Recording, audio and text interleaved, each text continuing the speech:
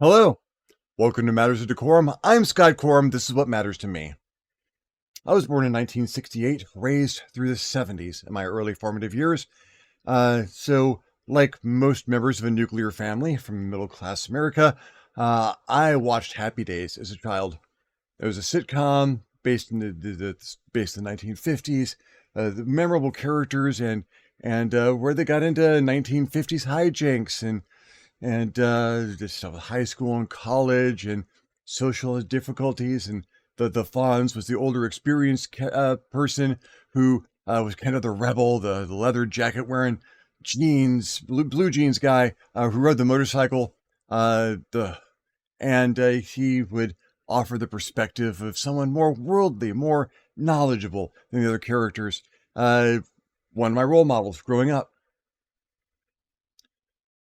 I was watching television on September the 20th, 1977, watching Happy Days, like so many other people, when something unlike high school hijinks happened. It wasn't just doing a panty raid at the local college or talking about one of the kids who cheated on a test and maybe seeing if they can induce him to be a little bit more academically honest. No. There was a giant water tank out behind the diner that they all ate at with ramps on either side, and there were sharks in the tank. Huge, vicious, man-eating sharks. And Fonzie, Arthur Fonzarelli, the Fonz, my role model, was going to get on his motorcycle and jump from one of these ramps to the other over the tank, potentially falling into the tank and being eaten alive by sharks. I was 9 years old, glued to the television. I did not have the logic in my head to realize that they're not going to kill off a major cast member. Not at this point in the season. This is not going to happen. And he made it. The spoilers. The Fonz jumped over the tank. Did not get eaten by sharks. But even at 9 years old, when the credits rolled at the end of that episode, I kept wondering, where does this go from here? What else can they do? Where? Now that this has been happened, what else been happened? I was 9. My grammar wasn't great. It would be another 8 years before someone would take that event and turn it into a phrase you and I both know today. That was the first incident of jumping the shark. Wikipedia defines jumping the shark, a pejorative that is used to argue that a creative work or entity has reached a point in which it has exhausted its core intent and is introducing new ideas that are discordant with, or an over-exaggeration of, its original purpose. I've run games that have jumped the shark. I've played in games that have jumped the shark. You've probably been in a game or two where the shark has been jumped. What does that look like, and how do you prevent it? A game jumps the shark when, for one reason or another, you've been playing the game for a little while and you're used to the gameplay loop. You're used to the kind of events that happen. In fact, your characters have either grown in power or the players have grown in knowledge of this game world and this situation and this campaign to where everything's predictable. The fights become just easy because you got over-leveled characters. The situations just become repetitive and you're just going through the motions every week. And because the players have asked for something more, or the dungeon master has felt like something has to be done to bring some new spice in this, you're tired of seeing people bored and not paying attention to the game. You throw in something new, something bigger. You elevate the stakes, kind of all at once. Well, yeah, you beat the king that you've been going after since game one, but the emperor that was secretly controlling the king from the background now makes themselves known, and they have a god at their back. I mean, it's not the worst thing that can happen to a game, but it's kind of the worst thing that can happen to a game.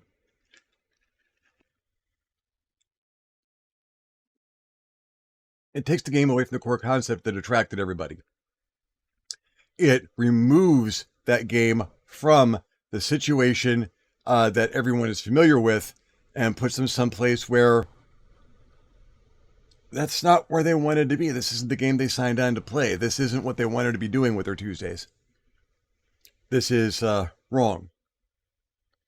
It might be a better game, but it might have been a better game from the beginning, or you might have wanted to respec your character, wanted to play different characters.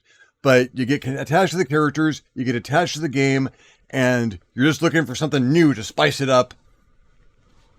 Jump the shark, go over the top, and it's not the game that you were playing before. It's not the same thing anymore. And games can recover from this a little bit more easily than, say, a television series. Television series has to go through executives and ratings and stuff, and a game, you can adjust that on the fly.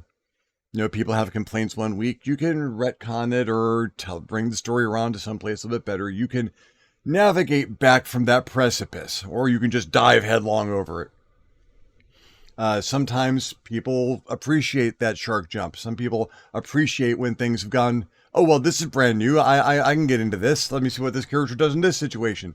Sometimes not. Played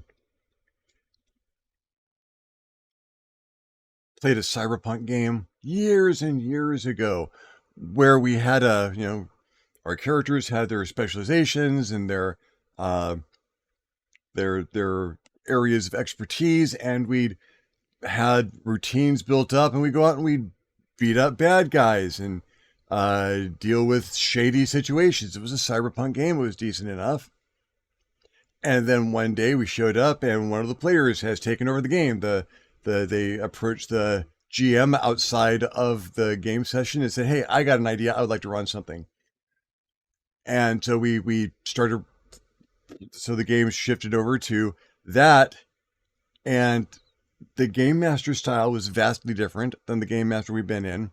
The situation was vastly different, and we had to start playing subtle. We had to take everything that we knew about this game and stop. We had to stop doing the stuff that we enjoyed doing and start doing things that we didn't, for higher stakes and more risk and less reward, if any. And because of how this particular game master structured their games, and he had a stack of papers this deep for all the stuff that could happen. He'd really been working on this. And that was the thing that we heard over and over again, that there's just a lot of work in this. That lasted, it feels like it lasted like 8 or 9 or 10 sessions. It just kept on going because there were a couple of clues that we were supposed to have been looking for, and we did not get any hints from the game master as to where these clues were, or that they existed, or how they would help. We just had to keep stumbling around blindly in this situation we did not want to be in, with the characters that were best suited for other situations entirely. To this day, not one of my favorite experiences. Another form of jumping the shark. It just, everything changed so drastically all at once. I couldn't go back to that game afterwards. It wasn't, the character got ruined for me. The situation got ruined for me. Literally situations in the game changed so drastically as a result of this that it just wrecked my ability to enjoy playing in it. You can have situations like this pop up, and DM wants to take a break. Good, let someone else take over for a little bit. Okay, be careful. Be very careful with that. Make sure that you know that person's DMing style and that everyone is cool with it before you start. Of course, you could arrange things so that this is less of a risk as the game goes on anyway. How do you avoid jumping the shark? A little trickier, because it starts before the game does.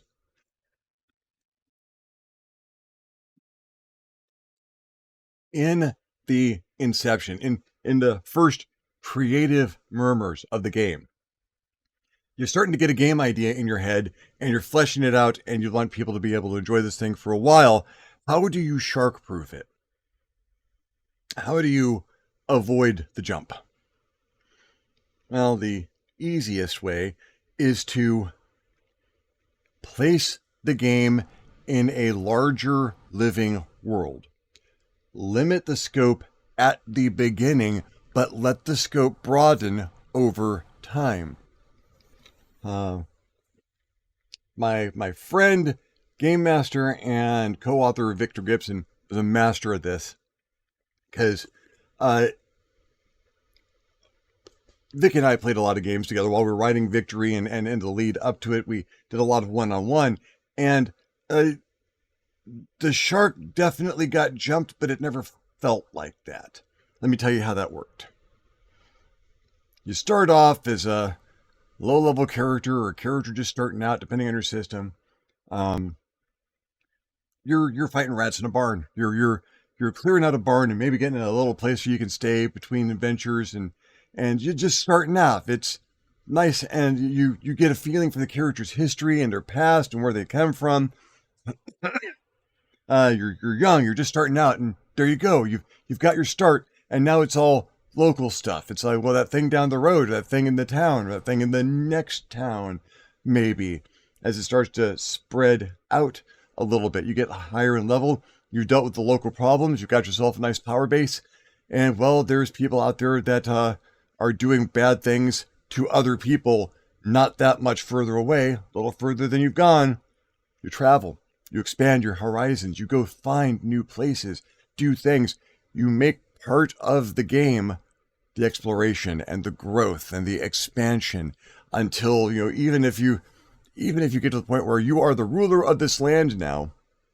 Now you've done all this, and you've been recognized, and either you are next to the king and trusted by the king, or you are the king yourself or queen. I'm not going to judge. Whatever you have elected to do with this expanse of your power and ability, there's always something more. Well, there's an emperor who has been dominating kings for a while, and he comes coming after you. He's got the strength of an entire mega nation under him, and what are you going to do? Now you've really got to worry about it. But it's not fundamentally different than what you've been doing. You're in the same world. You're dealing with the same problems. You're dealing with just on a larger scale. You build the game with scalability in it from the beginning.